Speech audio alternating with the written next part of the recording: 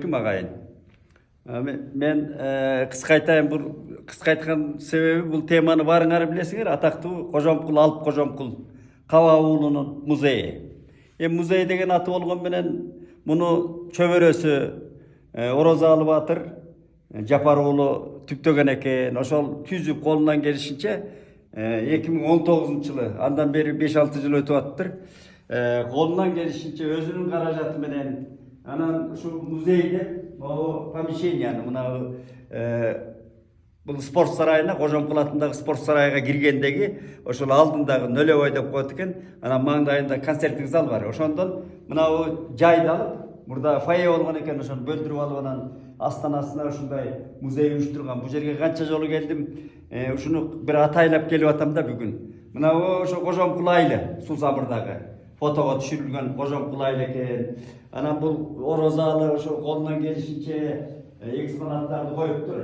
Эми эң кызык экспонат мынабу экен. Мен мына кирип чыгып көп байкабай жүргөн экенмин. Мынабу экспонат Кожомкул абабыздын өзүн чепкен экен да. Мынабу ошол баягы көз өткөндө а кишини 55-жылы көз өткөндө 1955-жылы кайтыш болгондо бул Фрунзеден да комиссиялар барып атайын анын сөөгүн сурашкан экен да. Баззамиров айтет эле десем, туугандары биз мусулманча эле көмөбүз деп болбой койгон экен. Атаң көрө ошо Кожомкул Алыптын бир кылымдарда жарыла турган кайран кишинин сөөгү Баззамиров айтет жана сакталып калганда мыкты болмок экен. Эми алдагы караңгычылык, бир чети мусулманчылык, бир чети караңгычылык.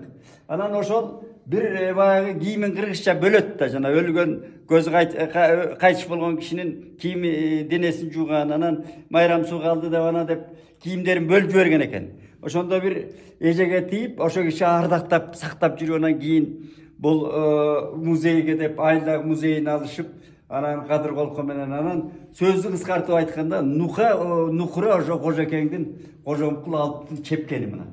Бир эле жеңи мына, жеңине мен кирип кетсем болот. Эмне деген алып болгон кайран киши. Ушул сакталып калган мына жытыда жыттанып турат дегендей чепкен экен. Эми мына буягыдагы ошондой колдон келгенде жазаптыр. Мына машина, мына кийим тиге турган машина өзүнүн аялыныкы, байбичесиники экен. Байбиче дегенде бул киши 66-67 жашында кайтыш болгон. Ошол эң кичектүү ушул баягы экспонаттардан мындай айтканда тирүү өзү урунуп жүргөн тиги чепкен менен мына машина үйүндөгү калгандарын ушу Орозалы жыйнаптыр. Эми мен айтайын дегеним, туугандар, Орозалы президентке чейин кат жазган экен. Азыркы мына тиги азыркы президент, азыркы бийлик, андан мурунку бийликтерге да жазып келген экен. Негедир а кишилерге мына азыркы Садыр Жапаровка президентибизге жетсе, а киши буну илгиртпей эле жазайт эле менимче. Нарк деп атпайбы, а кишинин биринчи укасы нарк болгон. Эми нарк ушундай кишилерден да. Кожомкул эми кылымдарда бир туулган. Биздин сыймыгыбыз бою 36-37 болуп атат. Салмагы 208.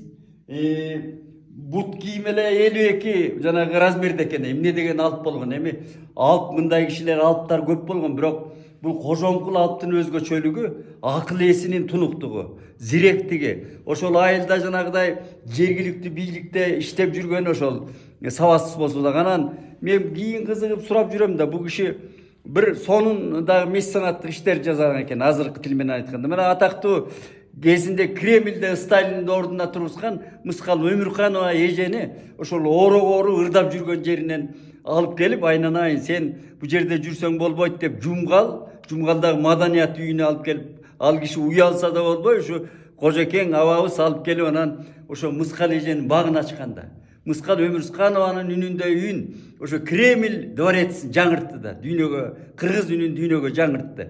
Эми ушуларды биз ачып ордуна кое элекпиз мисалы.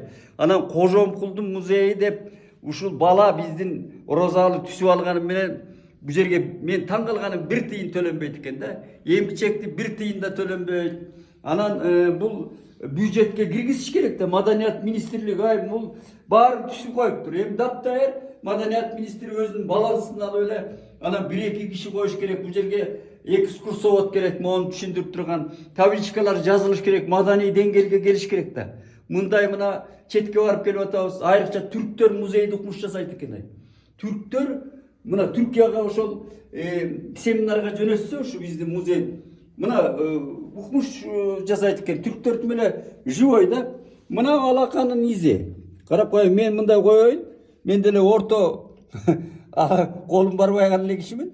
Орто бой болгон менен мына эмне деген дөө болгон мону. Менин мына жарымынан келип атат. Эми бул кишини биздин улуттун сыймыгы. Ал бул киши подобный менен атактуу подобный мына Россиянын агестеги дүйнө кыдырган балбаны мына берки Кажымухан менен күрөшкө чыгам деген киши. Кийин Балбан Шолок менен еңишип, Балбан Шолокту майып кылды деп айтып жүрөт. Кечээ эле фактылар. Бул кишиге теңдеш эч ким болгон эмес. Мына Бөлтүрүк балбан менен күрөшөбүз дегенде атактуу куйруучу токтотуп койгон экөөнү. Аны мен айтып жүрөм.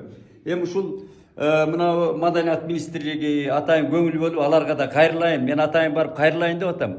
Анан урматтуу президент а кишиге жете элек болсо керек. Жетсе дароо а киши муну колуна буйрук берип жасатып коет. Ушул бул музейди анан деги эле могу спорт сарайын реставрация кылыш керек экен. Бул Кожомкулдун атын алып жүргөн куттуу сарайды дүйнөгө ушул мына Кожомкул аркылуу даңазаласа болот бул музейди. Бул биздин сыймыгыбыз. Ошону азырынча кыскача айтып турайын дедим. Атайын келгеним ушул. Мына сүрөттү да көрсөтүп койсоң, кандай алп болгондо. Алп. Абабыз арбагында ыраазы болсун. Бул киши ушу биздин Кыргызда төрөлүп калганына, кийинки биздин Манас атабыздан тети келаткан алп, Кошой алптардан калган. Мындай айтканда акыркы магикан. Элибиз аман болсун.